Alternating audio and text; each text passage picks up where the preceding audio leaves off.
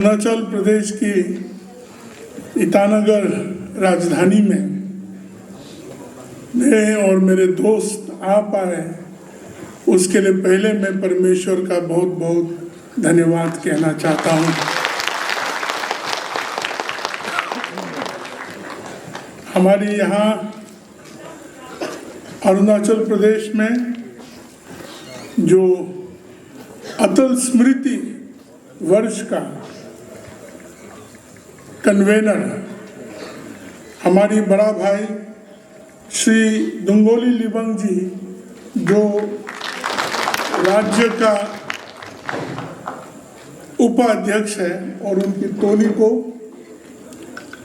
और मंच में बैठे हुए हमारी जो रिसोर्स पर्सन डॉक्टर तारो सिद्दीक,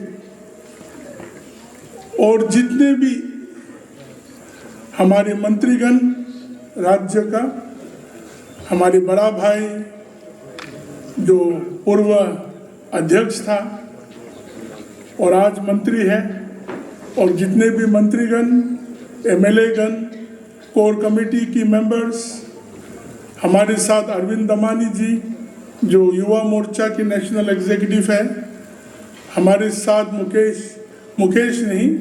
महेश कोटेचा जी जो हमारे राज्य का सीनियर पार्टी लीडर है, जितने भी पदाधिकारीगण राज्य का भाजपा के हैं, और अलग अलग विभिन्न मोर्चाओं के अध्यक्ष और आपकी टोली के जितने लोग हैं मंडलों से, और हमारी प्यारे कार्यकर्ता, दोस्त लोग, भाइयों और बहनों, हमारी माताएं और हमारे पिता, और सोशल मीडिया, आईटी और जितने भी मीडिया के लोग हैं, आप सबों को हमारी तरफ से नमस्ते।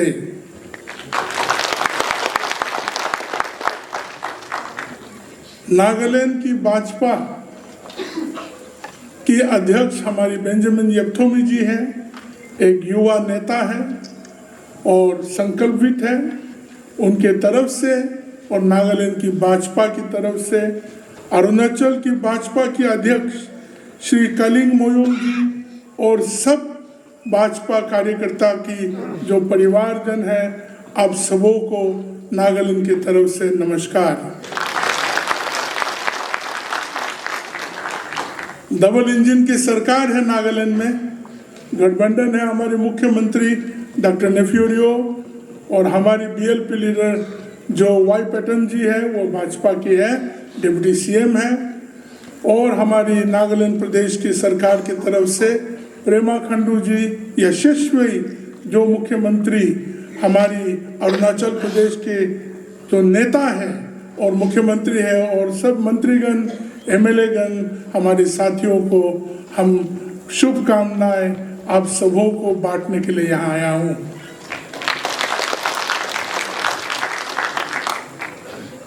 आज मैं तो थोड़ा समय लूंगा जरूर। हमने देखा है कि यहाँ हमारी जो चेयरपर्सन है, हमारे भाई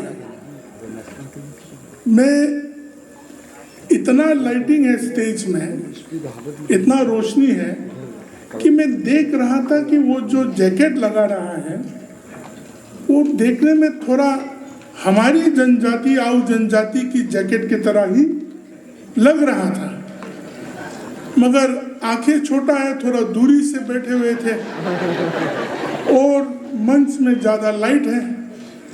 तो बाद में जब इन्होंने कहा तब मुझे समझ में आया कि हमारा आओ भाई यहाँ अरुणाचल प्रदेश में जो कहीं मेला में खो गया था वो यहाँ मंच में मिल गया मुझे। तो आपने हमारी जनजाति को आपने प्यार किया, इज्जत किया, उसके लिए मैं बहुत बहुत धन्यवाद कहना चाहता हूँ आपको।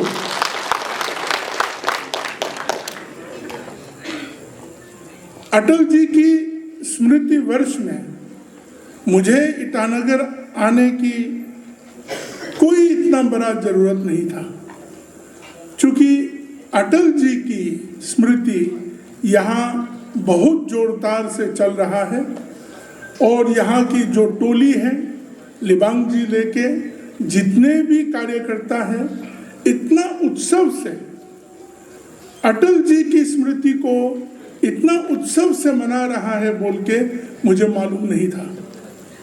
मगर कल जब आए और जब युवा मोर्चा हमें अरुणाचल प्रदेश की गेट से मुझे जब उन्होंने मिला, तब से मैं अभी तक यहाँ की कार्यकर्ताओं की सामर्थ्य और कार्यकर्ताओं की सोच विचारों को देख के मैं खुद बहुत खुश हूँ और यहाँ से बहुत सारे प्रेरणा लायक बातों को और कार्यकर्ता की जीवन के बारे में लेके मुझे नागालैंड प्रदेश और अन्य प्रदेशों में जहाँ भी मैं जाता हूँ वहाँ ले जाने लायक है।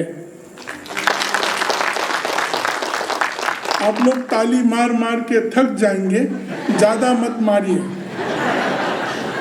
हो जाएंगे। मगर मैं खुश हूँ क्योंकि कार्यकर्ताओं के साथ जब बैठते हैं, खड़ा होता है, कार्यकर्ता का जीवन अटल जी के साथ कैसा जोड़ के हम लोग चलना चाहिए, ये विषय को मैं रखना चाहता हूँ। एग्जीबिशन जो था बहुत ही वरिष्ठ एग्जीबिशन था।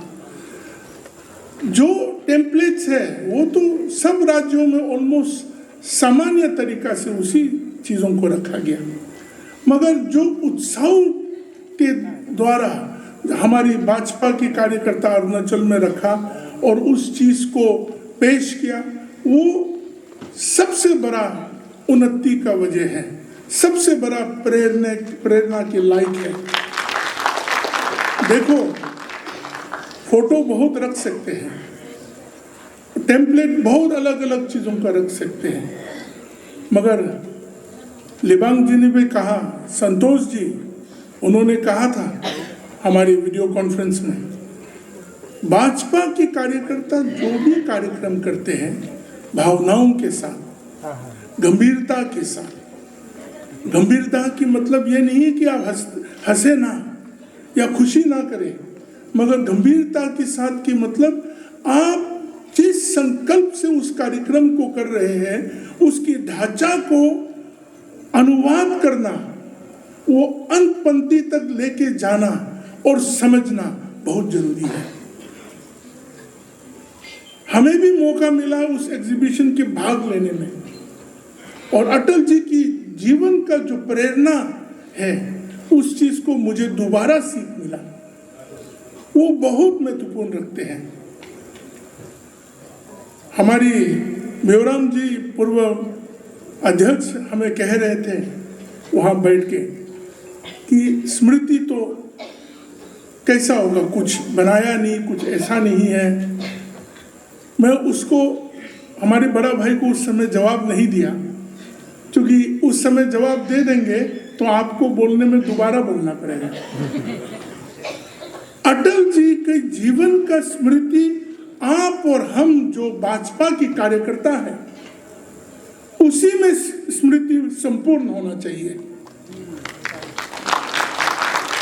बहुत सारे स्थानों में उनका स्टैचू नहीं बना है या कुछ उनके नाम पे नहीं है। वो हमारे जीवन की में कार्यकर्ता होने का जो अटल जी का स्मृति होगा उसका ऊपर निकलना चाहिए। तब अगर आप कुछ उसका पुतला भी बनाएंगे, कहीं उनके नाम से पार्क भी देंगे, कोई रास्ते के नाम भी देंगे, कोई हॉस्पिटल के नाम भी देंगे या अन्य चीज़ों को, वो अगर आपके जीवन में अटल जी का स्मृति ना रहे तो वो व्यर्थ ही रह जाएंगे। तो इसलिए मैं कुछ चीज़ों को रखना चाहता हूँ, कुछ चीज़ों को मैं डॉक्टर तारो जी के साथ मेरा मतभेद है। मेरा मतभेद है डॉक्टर तारो जी की बातों के साथ, मगर मनभेद नहीं है। हाँ, उसके कारण है उन्होंने बोल दिया कि जो कवि है वो सिर्फ प्रेम की कवि नहीं होता है, प्यार का कवि नहीं होता है। बोला, मैं बोलता ऐसा कैसे हो सकते है? मैं बैठ के सोच रहा था, रुक जाओ, बाहर में मिलने दो इनको, मैं बताऊंगा प्यार क्या होता है। शादीशुदा है ना? नहीं है, नहीं है भाई साहब, जल्दी शादी कर लो।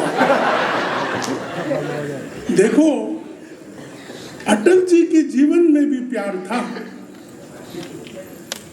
अटल जी के जीवन में भी प्यार था, और वो प्यार उसके दिल में, हृदय में था, तभी तो एक बहुत वरिष्ठ कार्यकर्ता बन पाया, देशभक्त बन पाया, देश के प्रति अतुल्य प्यार कर पाया उन्होंने, और राष्ट्र निर्माण की नींव उनके जीवन में उन्होंने समृद्धि तक लाने का उन्होंने ठान लिया। अच्छा, प्यार के बिना कवि कैसा होगा? डॉक्टर तारू जी दोबारा रिसर्च करना इस विषय में, मगर खंडन नहीं कर रहा हूं। चूंकि जो व्यक्ति के जीवन में प्यार नहीं हो तो वो कवि कैसा बनेगा? और उस व्यक्ति का कविताओं को कौन सुनेगा? सिर्फ अंधेरा, सिर्फ बहुत मतलब 100 जो चीजों के विषय में वो कविता कर पाएंगे, मगर हमारे ख्याल से उसकी जीवन की प्यार के बारे में आप लोग जानते हैं। एक मैडम लक्ष्मी कौल करके थे जो जब वो पढ़ाई कर रहा था उस समय मिला। आप लोगों को मालूम है ना ये बात, मगर प्यार के विषय में कोई बोलना नहीं चाहते।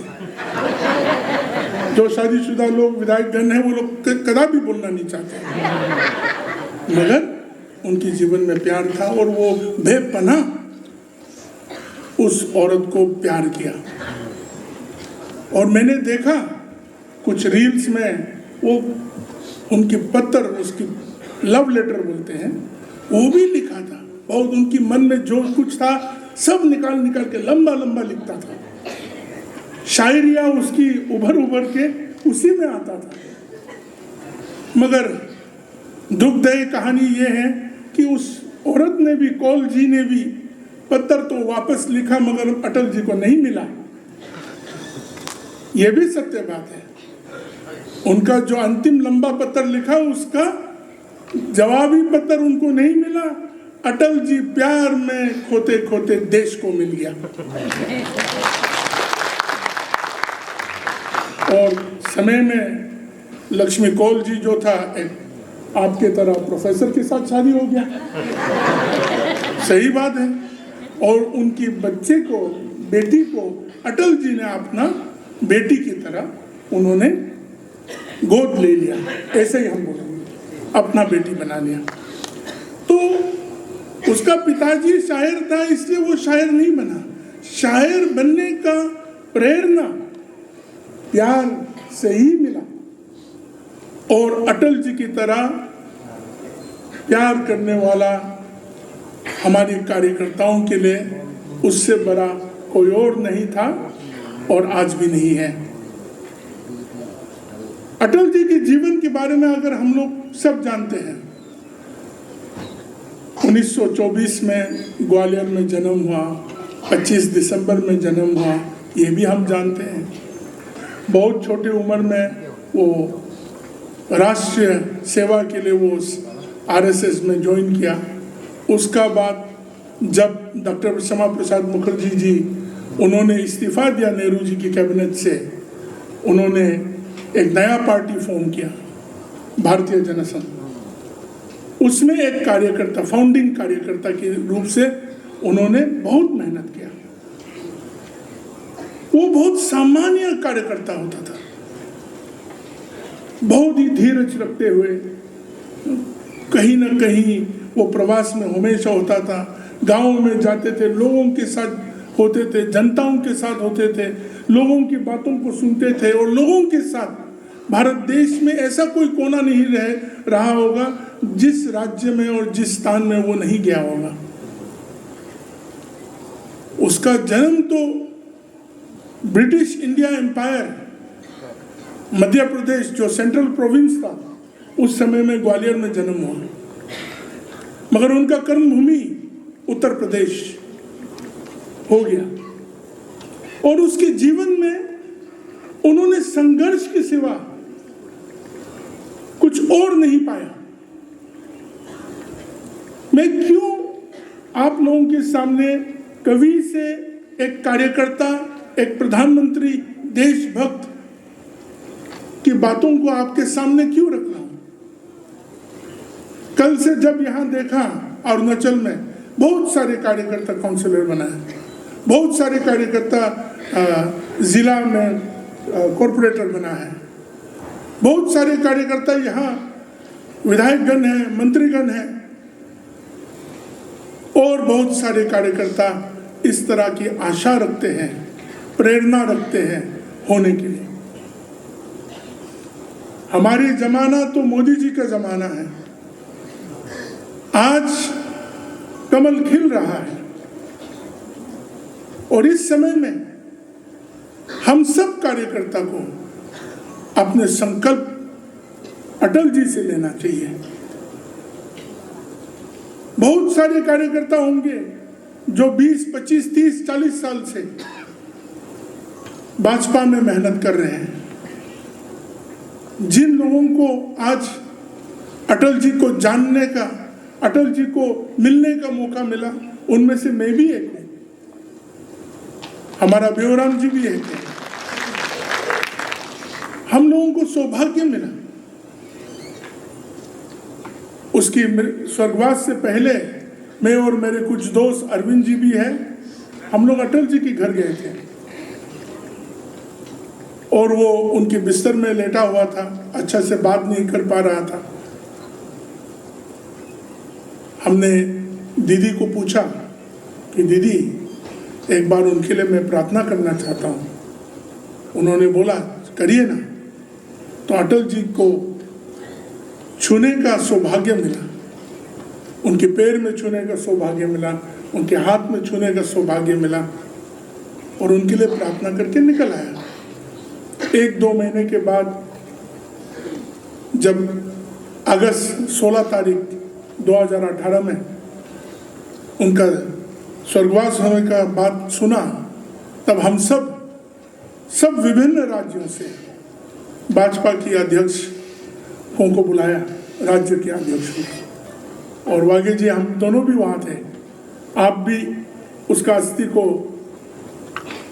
लेके अरुणाचल आया। मेरा एक पर्सनल एक्सपीरियंस है इसमें। जब मंच से उस अस्थि को लिया, एक बैग मिला हम लोगों को, उसके अंदर में कलश था जिसमें अटल जी का अस्थि। जब निकल रहा था, मोदी जी, अमित शाह जी, राजनाथ सिंह जी और उनकी बेटी एक साथ निकल रहा था, तो हम थोड़ा साइड देने के लिए बैग को लेके ऐसा खड़ा हो गया। तो वो दीदी ने तुरंत हाथ पकड़ लिया, बोला भैया इसको संभालना। मुझे उस समय समझ में नहीं आया कि क्या होने वाला है। मैंने बोला दीदी आप चिंता मत करो, अस्थि विसर्जन ही तो करना है। तो जब नागालैंड लेके आया, उस दिन से बवाल चालू हो गया था नागालैंड में। सारा देश में विसर्जन हो गया। नागालैंड में विसर्जन होने के लिए बहुत मुश्किल हो रहा था। वहाँ की हमारे लोगों के समाज में प्रोपेगेंडा फैल गया, ये फैल गया, वो बात हो गया। आप जानते हैं ट्राइबल कम्युनिटी कैसा रहते हैं। तो 3 रात अटल जी का कलश के साथ मैं सोया, मेरा बिस्तर यहाँ और कलश साइड में, क्योंकि लोग ऐसे पड़ा रहता था कि कलश को विसर्जन करने नहीं देंगे, अस्थि को। और तीसरा दिन सुबह में, एकदम सुबह में हम लोग निकल गया। शासन के द्वारा मदद मिला और हमारे माइनॉरिटी मोर्चा के द्वारा हमने धांसरी नदी में उसकी विसर्जन किया। जब जिंदा था एक बार उनको मिला, उनके आशीर्वाद लिया और उनके स्वर्गवास होने के समय एक आशीर्वाद लिया। और मैं नड्डा जी और नितिन जी, संतोष जी से बहुत शुक्रगुजार हूँ, धन्यवाद कहना चाहता हूँ कि केंद्रीय टोली में हमें भी इस टोली में लगाया ताकि पूर्वोत्तर के लोगों को हम इस कहानी को कह सकें, अटल जी के बारे में बोल सकें, अटल जी की संकल्प के बारे में हम रख सकें अपने कार्यकर्ताओं के सामने। बहुत बार हम कार्यकर्ता लोग तुरंत उत्तर प्राप्त करना चाहते हैं, बहुत बार हम कार्यकर्ता लोग तुरंत रिजल्ट ओरिएंटेड होना चाहते हैं। आप सोचिए, इस देश में कांग्रेस सरकार छोड़ने के बाद सिर्फ एक सरकार जो पहले प्रधानमंत्री पूरा फुल टर्म कर सकने वाला अटल जी की गठबंधन का सरकार, भाजपा का एनडीए अलायंस की सरकार ने पूरा टर्म पूरा किया। उससे पहले एक बार 13 दिन का था, एक बार 13 महीना का था। नो कॉन्फिडेंस मोशन होने के बाद अटल जी ने एक वोट हॉर्स ट्रेडिंग नहीं किया, उन्होंने किसी वोट को खरीदने के लिए कोशिश नहीं किया, बोला मैं अपने लोगों के पास जाऊंगा। अपने लोगों के पास गया, बहुत अच्छा बहुमत से विजय प्राप्त किया और सरकार बनाया और पूरे टर्म उन्होंने सेवा किया। मैं अटल जी के बारे में पूरा कहानी जो मैं थोड़ा बहुत जानता हूं, ये कहेंगे तो पूरा दिन निकल जाएंगे। उस समय हम कॉलेज में होते थे और उनके भाषणों को सुन के विचार जो भी वो पार्लियामेंट में करते थे, उन चीजों को, उनकी बातों को सुन के बहुत प्रेरणा मिलते थे और उनसे प्रेरणा होके मैं भाजपा में आया। सौभाग्य महसूस करता हूं कि अटल जी की तरह एक कार्यकर्ता का संगठन में मैं भी एक कार्यकर्ता हूं। उनकी जीवन की प्रेरणा, जैसे डॉक्टर साहब ने कहा, एक कवि था, उसके कवि के द्वारा उन्होंने देश के प्रति उन्होंने बहुत ही बड़े बड़े बातों को रखा। मैं एक बार देख रहा था और बहुत बार बोलता हूं, मगर जो हमारे दोस्त अरविंद भाई ने कहा वो चीज को मैं एक बार रखना चाहता हूं।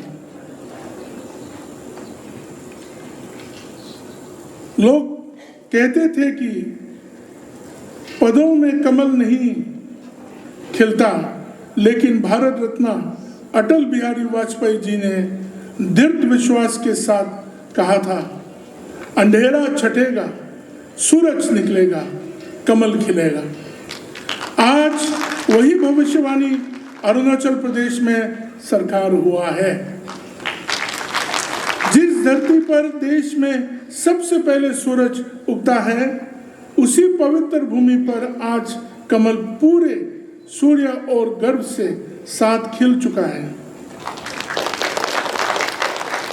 इस देश में अगर सूरज पहले स्थान कहाँ निकलते बोलने से अरुणाचल की इस देवभूमि में निकलते हैं।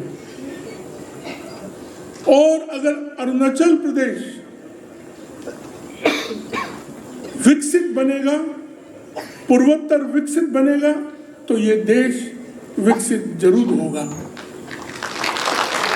आज मोदी जी के नेतृत्व में जो अटल जी ने नींव रखा था देश को गर्वान बनाने के लिए, एक भारत श्रेष्ठ भारत का जो नींव अटल जी की समय में किया था, उस चीज को आगे लेके 2047 तक में विकसित भारत बनाने का दूरदर्शिता और संकल्प रख के हम सबों को चलना चाहिए। और विकसित की मतलब सिर्फ निर्माण नहीं है, सिर्फ बड़े बड़े सड़क, बड़े बड़े अस्पताल, बड़े बड़े उपलब्धि की निर्माणों को करना नहीं है, मगर विकसित के मतलब हमारी सोच विचार, हमारी विचारधारा में भारत रत रत में बहना चाहिए और भारत हम सबों को दिल में जो समृद्ध बनाने का इच्छा रखना चाहिए। विकसितता के मतलब चाहे हम किसान हो, चाहे हम आदिवासी हो, चाहे हम राजनीति में हो या हम आला अधिकारी हो, हम सब की सोच विचार में अपना अरुणाचल के लिए, अपना नागालैंड के लिए, अपने पूर्वोत्तर के लिए, अपने भारत देश के लिए प्यार और मोहब्बत होना बहुत जरूरी है। एक दूसरों के साथ मिलके ही हम इस भारत देश को श्रेष्ठ बना पाएंगे। अटल जी के समय में जब ये देश कांग्रेस की विचारधारा से बर्बाद होके निकलने का कोशिश जब हो रहा था, तब उनको बहुत तकलीफों को शासन में लेके चलना पड़ा। परमाणु बम की जब टेस्ट हुआ पोखरान में, जो वेस्टर्न नेशंस है वो पूरा निंदा किया, क्योंकि वो नहीं चाहते हैं कि भारत एक श्रेष्ठ भारत विश्व में निकल आए। यहां रील बनाने वाला ने भी कहा, अपना शक्ति को भी प्रदर्शन करना जरूर था और अपने पड़ोसी देशों के साथ दोस्ती के हाथ बढ़ाना भी जरूरत था। अगर पड़ोसी देशों ने उनकी इरादाएं अलग है तो आज मोदी जी है। आज दोनों तरफ का हाथ मिल सकने वाला हमारे प्रधानमंत्री मोदी जी लेके विकसितता के दौर में चल रहा है। अगर देश को जोड़ने का कोशिश पहले बार अटल जी के समय में सिर्फ सोच विचार से नहीं मगर निर्माण से भी जोड़ने के लिए कोशिश किया। हमें मालूम है आज अगर हम लोग मोबाइल इतना बढ़िया से इस्तेमाल कर रहा है तो उनके समय में टेलीकम्युनिकेशंस का बहुत बड़ा बढ़ोतरी हुआ था। और अरुणाचल प्रदेश का तो जो हाइड्रो इलेक्ट्रिक पावर का सामर्थ्य उनके समय में उभर आया और बहुत सारे आपकी हाइड्रो इलेक्ट्रिक जो प्रोजेक्ट्स है वो सक्सेस भी हुआ। अरुणाचल प्रदेश, नागालैंड, इन स्थानों को दिल्ली सिर्फ राजनीतिक रूप से ही देखता था, मगर एक अष्टलक्ष्मी देश को बढ़ाने वाला इंजन की दौड़ में एक साथ कभी लेके नहीं गया। आज अटल जी की निर्माण को नवनिर्माण करते हुए मोदी जी की सरकार, मोदी जी के नेतृत्व में हम सब चल रहा है। जानते हैं कि रास्ते इतना बुलंद नहीं है, मगर कार्यकर्ताओं को, भाजपा की कार्यकर्ताओं को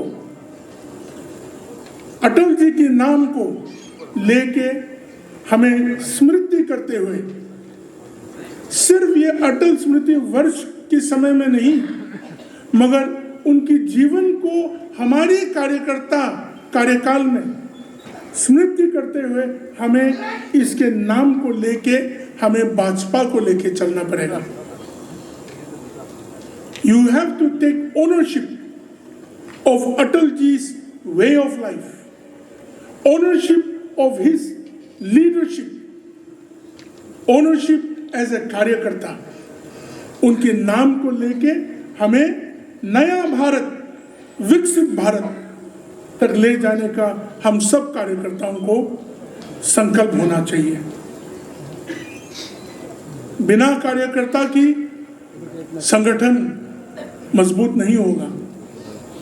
आज अगर अरुणाचल प्रदेश में इतना विशाल और बढ़िया सरकार है, भाजपा की सरकार है, पेमा खांडू जी की सरकार है, तो वो आपको भी श्रेय जाते हैं, कार्यकर्ताओं को श्रेय जाते हैं। आप सबों को बहुत बहुत धन्यवाद। अटल जी की जीवन में उन्होंने किस तरह अपने आप को, सादगी को अपनाया, जिस तरह से उसकी सोच विचार में पहले प्रथम देश को रखा और एक कार्यकर्ता होने की श्रेय से वो देश के लोगों की बातों को सुनता था और देश की धड़कन को वो पार्लियामेंट में निकालता था। नीति, सही नीति, देश को आगे बढ़ाने का नीति उन्होंने बनाया। आज NEC, north east council, development of north eastern region का अगर मंत्रालय है तो ये भी अटल जी को श्रेय जाते हैं, उनकी नेतृत्व को श्रेय जाते हैं। पूर्वोत्तर को समझने के लिए, समझते हुए नीति बनाने के लिए ये NEC और दोनेर को नियुक्त किया, एक नया मंत्रालय दिया। आज उसका उपलब्धि हजारों हजारों करोड़ का, लाखों करोड़ का निर्माण हो रहा है और पूर्वोत्तर के लोगों वो उस चीज का उपलब्धि ले रहा है। आज मैं एक दो बात रखना चाहता हूं। पूर्वोत्तर में बहुत सारे इलीगल इमिग्रेंट्स की समस्या चल रहा है। मैं हमारे दोस्त लोग जो मंत्रीगण हैं यही विनती रखता हूं कि हमें पॉलिसी मैटर में, नीति में ध्यान और मजबूती से दें। हम लोग नीति ऐसा बनाए, हमारा राजनीति में विधायकगण के लिए हमारी सदन जो है वो मंदिर की तरह है, चर्च की तरह है, टेंपल की तरह है। वहां सख्त से सख्त नीति बनाए ताकि हमारी indigenous unique traditions and culture और लोगों को बचा के रखें। अटल जी की सोच हमेशा से वैसा था, इसलिए NEC तरह नॉर्थ ईस्ट कल्चरल सेंटर और निर्माण के लिए दोनेर का मंत्रालय नियुक्त किया।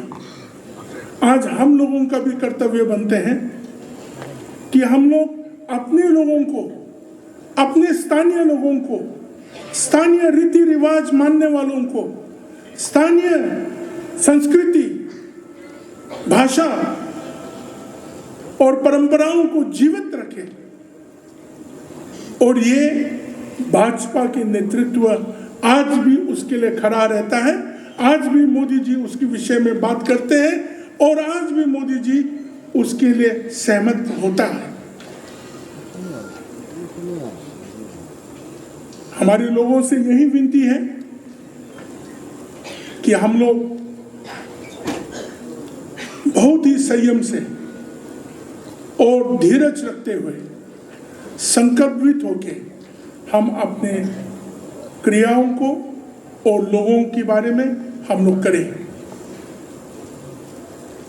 नफरत की पदाधिकारी नहीं है हम लोग। भाजपा नफरत की पदाधिकारी नहीं है।